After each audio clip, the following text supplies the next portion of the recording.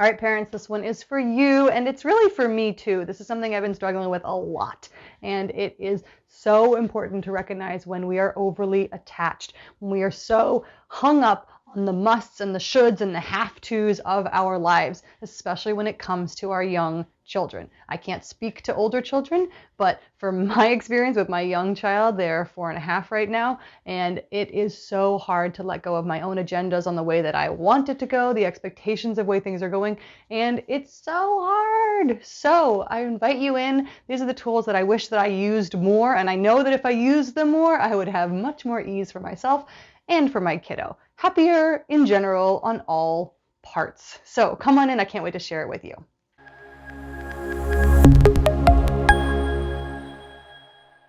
I'm Swift Everdy, and I'm an energy healer and intuitive guide, and I work with individuals and groups on how we can wake up our knowing and our consciousness and our intuition so we can have easier lives, basically, so we can filter, sort, and organize around the intensity of having a body and being human. Now, I don't want my goal to just be easier. Life is hard. And yet I know that there's more possibility, especially when I wake up my consciousness to be in communion with what's around me. What's going on? How do I navigate this crazy world, relationships, sickness, and parenting?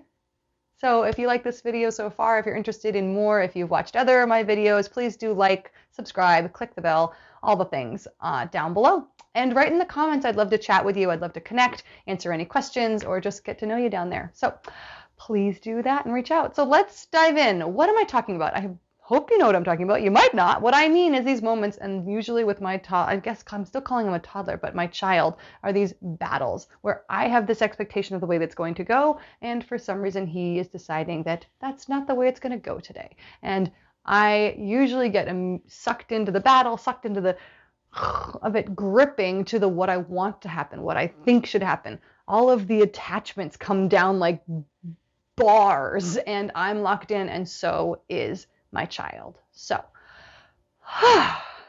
this is the way that I step out of it. This is the way that I want to step out of it more. This is the way that I'm working to step out of it. I will honor that this is definitely something that I'm still in the process of, and it is hard because attachments is challenging. It's one of those deep locked polarizations between attachment and then completely opposite that of being completely unattached and dissolved and dissociated and having no knowing at all. So there's this polarization that can happen, especially when we're triggered. I do plan on doing another video on the why of when we get polarized like this, but that's not today. This is today. I just want to catch us in it, give us a few tools, a few questions to get us to snap into it, not out of it, snap into something else. So the first thing is catching yourself. Catch yourself so you can stop.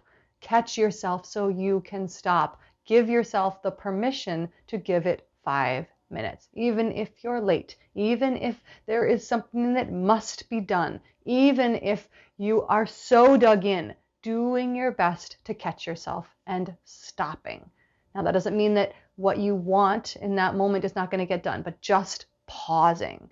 It is so hard to catch ourselves. Imagine in the middle of an argument with someone and you pause and go, oh, wait a second, give me a moment. Like, that is so hard to do. So this is the biggest challenge of catching ourselves. So in order to catch ourselves, recognizing the patterns, recognizing the warning signs, recognizing what's leading up to this, and catching yourself, because that is the biggest piece. If we don't catch ourselves, then we're halfway down the hill before we are able to recover. Easier if we can catch ourselves in the beginning, harder if we're halfway down the hill already rolling there. So whatever it takes to catch yourself, whether that's setting up little warning signs or putting a little piece of art on your child's door or on your door, that whenever you see it, you give yourself the reminder like, all right, this is something I'm working on.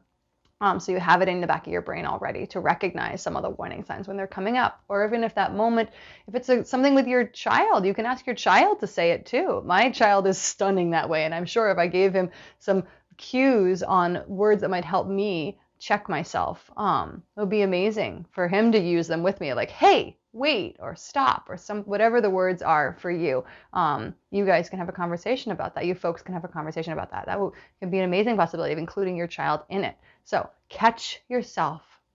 If you're halfway down the hill, or if you're at the top, or if you haven't even started yet, catch yourself. So the first thing, catch yourself. The next piece is take a breath. If you caught yourself, take a breath. If your child or your kid or your teen is willing to take a breath with you, invite them to do the same.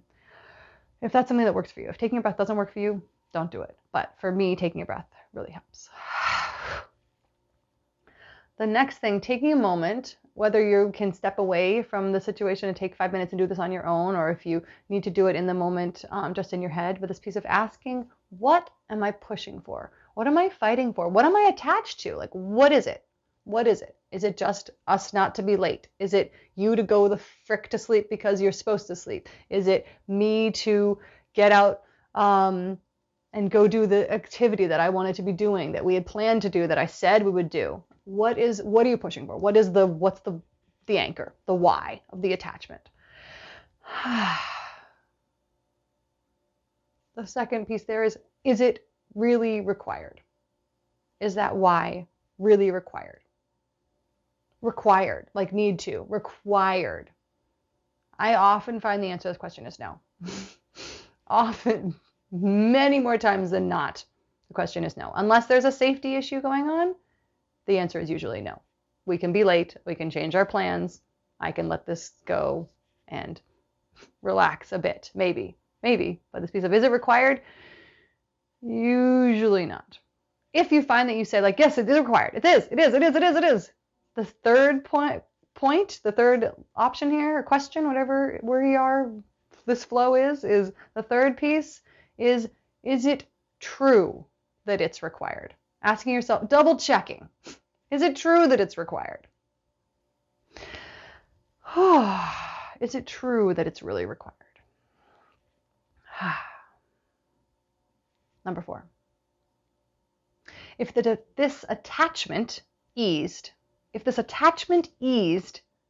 what else is possible?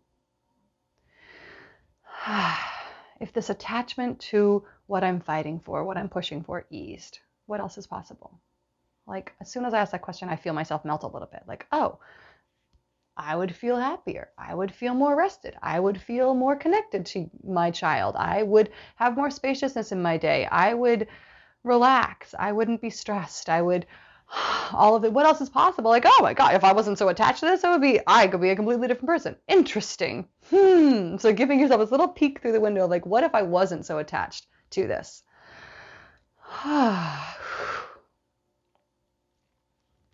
The next question uses this word generative. And generative, I mean life-giving. Giving yourself more resource, more life. What is most generative at this moment? Because of what is most life-giving? And that not just for you, but for your child, for both of you. What in this moment is most generative? When I ask that, I also feel that melt again. Like, what's most generative now is to give my child a kid and give my hug. It scrambles my brain when I ask questions like that. What would be most generative when I feel that melt and I say, it's to give my child a hug. Like, oh, it's to pause and step outside and look up. It is to breathe and let the whole thing dissolve. And fine if we're 10, 15 minutes, an hour late. No, we're not going to do the activity anymore. Of course it's not generative. Like, we're in this battle. Like, if I get into tune with what's most generative, I feel the melt and I feel the energy of my child show up in a different way, where I'm able to be in communion with their needs and my needs. And the last question is, what is required right now? So feeling that flow of this attachment to release, to what is generative, to then some real planning of what is required right now. Like, oh yeah, it is really required for you to go to school. We're going, okay. And after we've resolved this piece of like, how can we use this pause to activate and bring more ease into the day, into the efficiency, into the efficacy of what is required, separate from all the attachment, all of the fighting for, all of the pushing for, all of those bars that have locked down. So I've written those out as a little sheet for you. I've got it. You can download it down in the description. And I really hope this flow helps you. I know it helps me when I'm able to recognize first when I'm locking up, getting curious about the why I'm locking up, not the why, but the what I'm locking up for, and then releasing a little bit. offering into what is most generative in this space, and what, if that's true, what's required. Even just sharing it, I feel softer because it's something that is up in our family right now and it's challenging for me. So I wanted to offer you the tools that I want to be using more with myself, that I plan on using, that I have used, and I hope they are helpful for you. If you did like this video, please like and subscribe and click the bell. It is amazing to step into more integrity with our parenting. I do want to make more videos about this, and please keep watching. If you're interested in more from me one-on-one working with me and doing sessions, I would love to chat with you. I have a free discovery call option. It's down in the description, and just book a call. I'd love to get to know you better and have you have an option of getting to know me better too.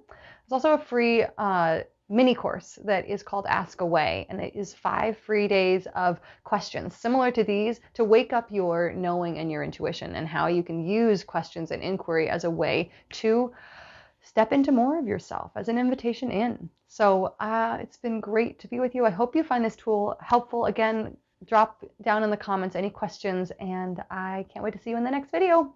Bye.